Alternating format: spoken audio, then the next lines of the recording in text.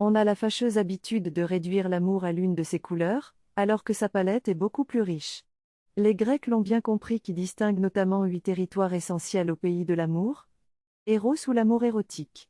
Éros est le dieu grec de l'amour et de la fertilité. Cet amour parle de passion charnelle et de désir sexuel. Il est un feu primitif qui s'éteint rapidement. Philia ou l'amour affectueux. Il est l'amour que l'on éprouve pour nos amis, pour nos pères avec lesquels on a traversé des moments difficiles. Selon Aristote, il est un amour vertueux, serein et sans passion. Storge ou l'amour familial. Il ressemble à Philia mais se noue au cœur de la famille. Il nomme l'affection naturelle entre les parents et leurs enfants et inversement. Il peut inclure les amis de la famille, souvent présents au cœur du foyer. Ludus ou l'amour ludique. On le retrouve chez les jeunes amants.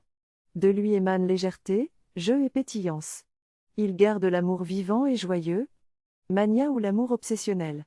Il se retrouve chez les personnes excessives ou dépendantes affectivement qui projettent et demandent beaucoup à l'autre. Il peut faire tomber dans une sorte de folie, une sorte de démence. Pragma ou l'amour durable est cet amour qui résiste à l'épreuve du temps qui a su faire preuve de patience et de tolérance. Il s'agit d'une harmonie qui s'est nouée au fil du temps. Philotia ou l'amour de soi.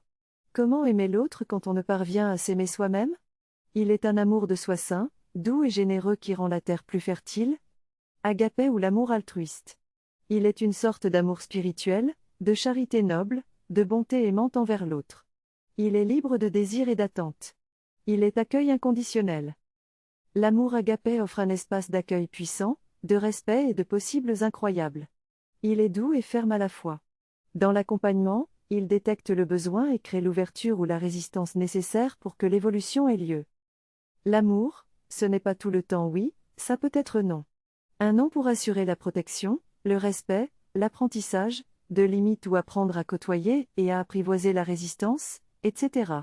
L'amour est un formidable outil de transformation qui a toute sa place dans un parcours d'accompagnement.